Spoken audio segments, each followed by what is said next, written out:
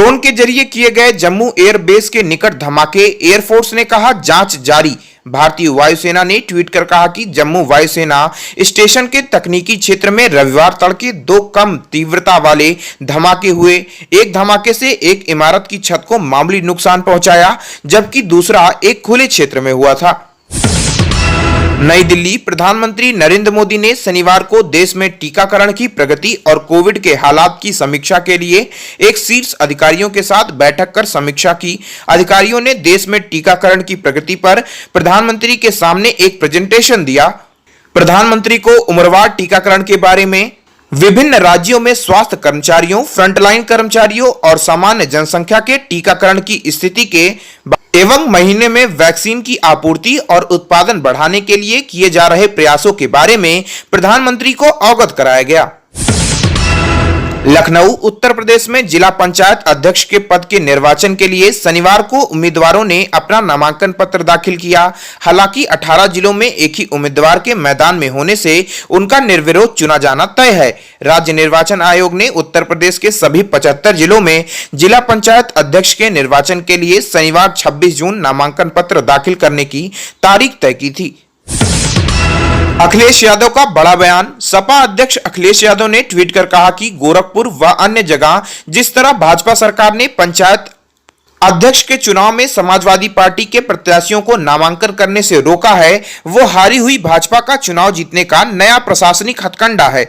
भाजपा जितने पंचायत अध्यक्ष बनाएगी, जनता विधानसभा में उन्हें उतने ही सीट नहीं देगी।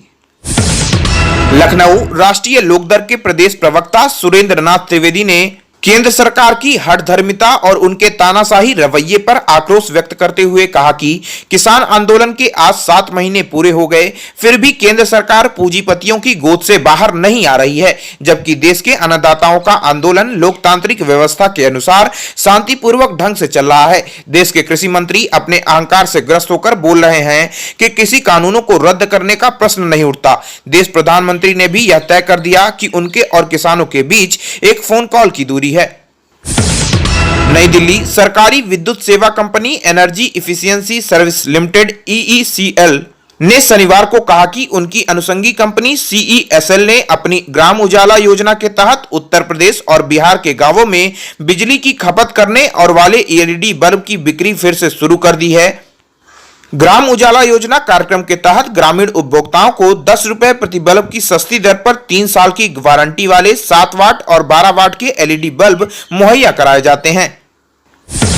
किसान संगठनों से धरना प्रदर्शन समाप्त करने की अपील, सरकार बातचीत फिर से शुरू करने को तैयार। इस बीच केंद्रीय कृषि मंत्री नरेंद्र सिंह तोमर ने शनिवार को इन संगठनों से आंदोलन समाप्त करने की अपील की और कहा कि सरकार तीनों कानूनों के प्रावधानों पर बातचीत फिर से शुरू करने को तैयार है।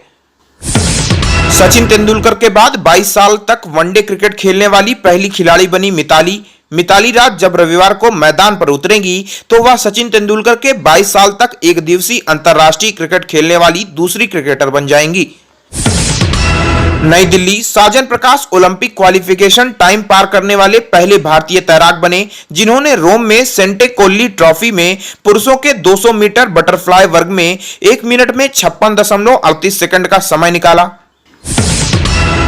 नई दिल्ली, हॉकी इंडिया ने शनिवार को भारतीय पुरुष हॉकी टीम के गोलकीपर PR श्रीराजेश और पूर्व महिला खिलाड़ी दीपिका के नाम राजीव गांधी खेल रत्न अवार्ड के लिए नामित किए।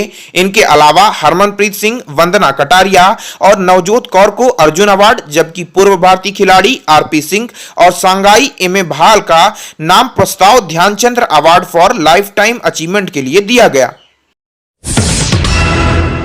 नमस्कार दोस्तों, केशियन हेडलाइंस सच का आईना में देखिए राजनीति, मनोरंजन, बिजनेस, खेलकूद, धर्म और देश दुनिया की प्रमुख खबरें। केशियन हेडलाइंस पर हमारे चैनल को लगातार देखने के लिए सब्सक्राइब करें, बेल आइकन दबाकर अप्रूव करें।